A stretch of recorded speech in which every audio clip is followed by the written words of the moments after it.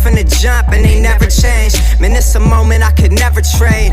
Yeah, I told my moms not to stress no more. Go hit the Bentley store and no credit card debts no more. I bought the crib and it's an escrow now, so you don't never have to worry about how you gon' pay rent no more. I put my team in position, now they making a killing. Stacking blue faces straight to the ceiling. Out in Vegas, I'm with them, ordering bottles of the Ace when they send them, till it ain't enough space up on the table to.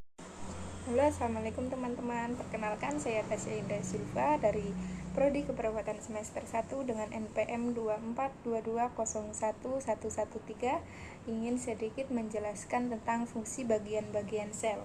Dari video saya sebelumnya, saya telah melakukan praktikum dan menggambar sel. Dan di sini saya akan menjelaskan sedikit tentang apa itu fungsi dari bagian-bagian sel yang telah saya amati.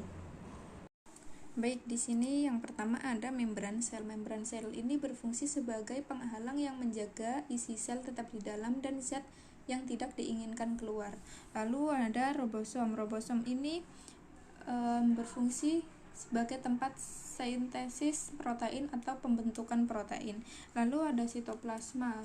Sitoplasma ini berfungsi sebagai tempat penyimpanan bahan kimia sel yang penting bagi metabolisme sel, seperti enzim-enzim, ion-ion, gula, lemak, dan protein. Lalu di sini ada mikrotubulus yang berfungsi sebagai sabuk pengangkut yang menggerakkan organel lain di seluruh sitoplasma. Lalu di sini ada sentriol. Sentriol ini berfungsi untuk membantu proses pembelahan sel, membentuk benang spindel, membantu menentukan lokasi nukleus dan organel lain di dalam sel. Lalu ada nukleus. Nukleus ini berfungsi sebagai tempat penyimpanan informasi genetik dan pusat kendali sel. Lalu ada nukleolus. Nukleolus ini adalah struktur bulat yang ditemukan di dalam nukleus sel yang berfungsi untuk memproduksi dan merakit ribosom sel. Lalu di sini ada aparatus Golgi. Aparatus Golgi berfungsi sebagai pabrik tempat protein yang diterima dari ER diproses lebih lanjut dan disortir untuk diangkut ke tujuan akhirnya. Lalu di sini ada mitokondria yang berfungsi menghasilkan sebagian besar energi yang dibutuhkan oleh tubuh untuk tumbuh, beraktivitas, dan menjaga keberlangsungan hidup. Lalu di sini ada vesikel pinositotik yang berfungsi untuk membawa cairan ekstraseluler ke sisi sel yang berlawanan atau untuk melepaskan isi vesikel ke dalam sitoplasma.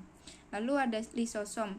Salah satu fungsi utama lisosom adalah pencernaan bahan yang diambil dari luar sel melalui endositosis. Lalu ada vesikel Golgi.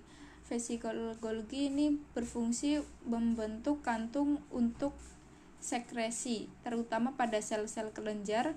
Kantung-kantung kecil tersebut berisi enzim dan bahan-bahan lain.